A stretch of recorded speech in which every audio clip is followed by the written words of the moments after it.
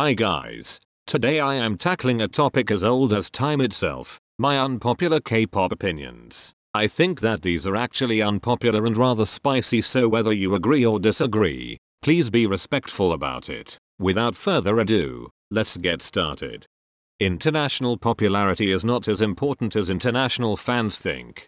A lot of international fans go around calling groups like Lovelyz flops because they are not as successful internationally, but then turn right around and complain about Luna not getting any Korean recognition. This is the stupidest thing I have ever heard. Not everything is about you, for goodness sake. You can't just pick and choose. The Korean public is either important or it isn't. K-pop has a K in it for a reason, and just because you personally aren't exposed to certain groups or concepts doesn't mean they are unsuccessful. Another thing is that international fans complain a lot about not having subs on every video. K-pop is meant to be sold to the Korean public, and companies get most of their money from the Korean public, not from you. They aren't going to make subs until you are their main source of money, and you aren't. So if you want change in this matter, you had better pay up real quick. International fans take themselves way too seriously, both in terms of how many of them there are and how much money they are spending. You aren't going to be a priority unless there are a lot of you,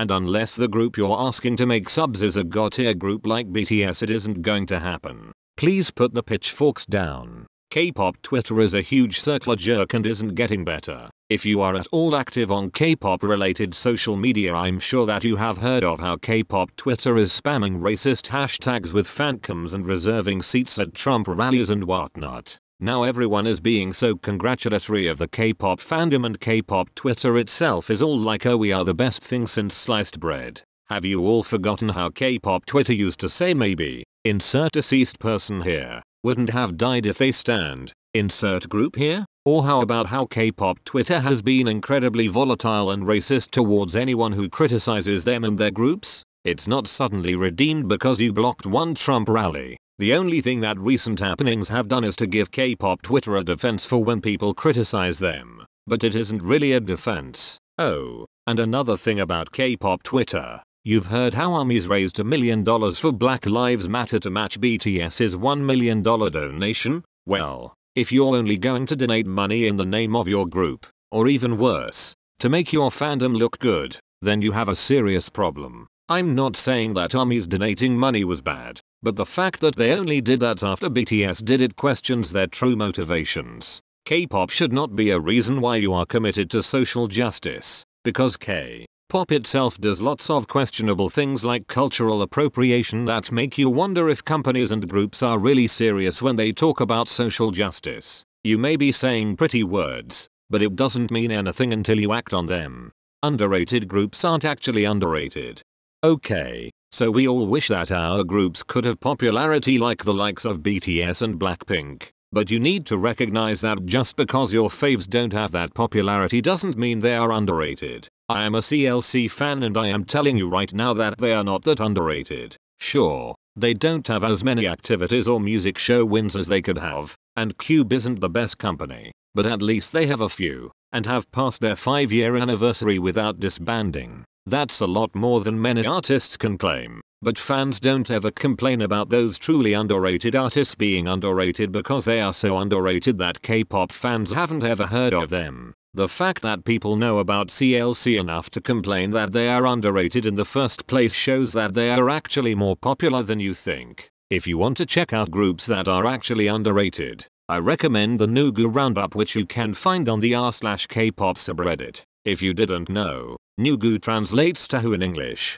basically calling a Nugu group a nobody group. And if you want to go even more Nugu than the Nugu Roundup, you can go to Kpocalypse's Nugu Alert series on the Kpocalypse website, which only features music videos with less than 20,000 views. So the groups featured there are actually underrated, and fans need to stop complaining about their faves being underrated. The visual position is important. Saying that the visual position isn't important defeats the whole point of K-pop. K-pop itself is a visual medium, and even at a base level, all K-pop idols are better looking than the average Korean person. Even the idols that netizens call ugly are way prettier than most people. This shows that in order to become a K-pop idol at all, you need to have the looks, So why is giving people recognition for their looks bad? Various company CEOs have said that when they are recruiting trainees, they mostly look for looks and personality because those are the two things that you cannot teach a person. While dancing, singing,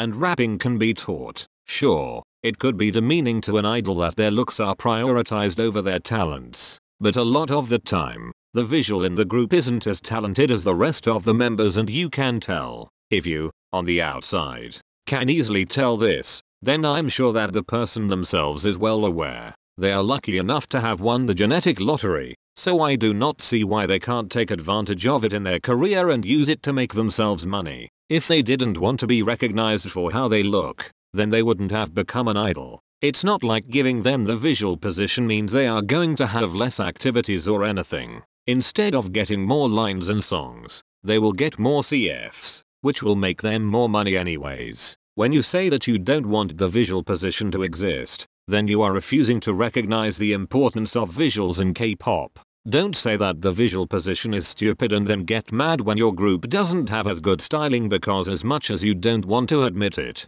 those are two sides of the same coin. The Korean public especially values visuals because that is the first thing you see when you look at a group. Before they open their mouths to sing, you've already taken in the clothes they're wearing, the set design, and yes, even their faces. You make a snap judgment to watch their performance based on those things, and surprise surprise, none of their talent has been showcased yet. K-pop is all about good-looking people and good-looking surroundings, and if you think that isn't true, then you are dumb.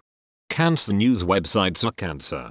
International fans especially rely on translations which can come from various sources, and one of the most popular ones are K-pop news websites like All K-pop, Netizen Buzz, and Korea Boo. The thing about all these websites is that they want to make money, so they put ads absolutely everywhere, and usually have very clickbaity titles. Their morals can be even more corrupt than that. Take for example Sully's passing, which was reported on literally every single hour with another one-sentence article from Korea Boo. On the day it happened, they released article after article, all pretty much one sentence along the lines of Sully had normal schedules the day before she died and Sully's manager spoke to her earlier. All of this information could have easily been put in one article, but Korea Boo wanted those clicks on every article for ad revenue.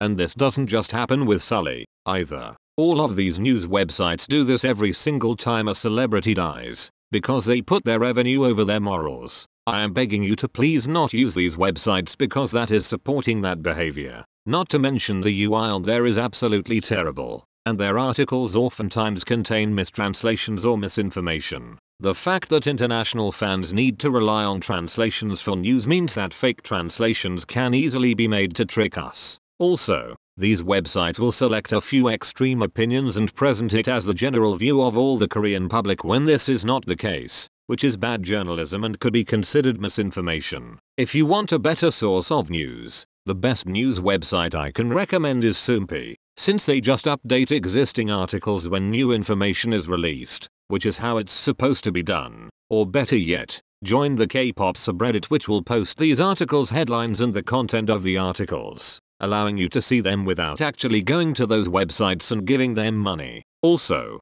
Reddit has actual community moderators, which prevents bad behavior and misinformation, and the community doesn't make money, so they are not motivated to have clickbait titles for ad revenue clicks. Honestly, I do not care where you get your news as long as you stop supporting fake journalism like All K-pop and Korea Boo. Your standards are unrealistic. Kachi and others.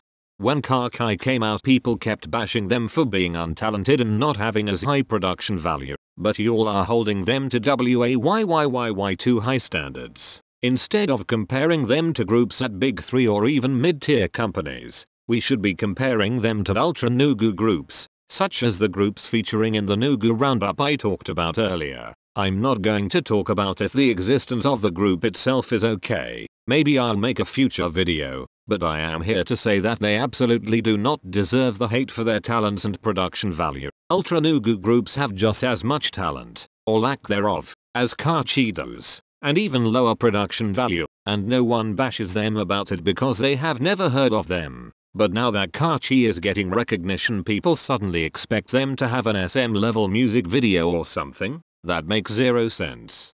Kachi shouldn't be taken as seriously as you have. The fact that you talk about them and bash them so much only legitimizes them as an idol group when I think it should more be looked upon as a weird fan project that is trying its best. And you're giving the girls themselves attention, which if you were a hater goes against the point, because then wouldn't you want them to be less successful? Drawing attention to Kachi may make 95% of the people watching them hate them, but it also gains them the 5% who end up liking them, who would never have heard about them if the haters didn't make so much noise. You guys are being really dumb in how you've gone about this, but I'm not sure if I should be expecting any better from K-pop fans, where mob mentality rules all. Alright guys, that's going to be it for this video. I know I only included 6 opinions, but the video was getting really long by the end there, so I had to cut it off. I do have a lot more equally spicy unpopular opinions though, so if you are interested in hearing those, or if I'm bored sometime, I'll make a part 2.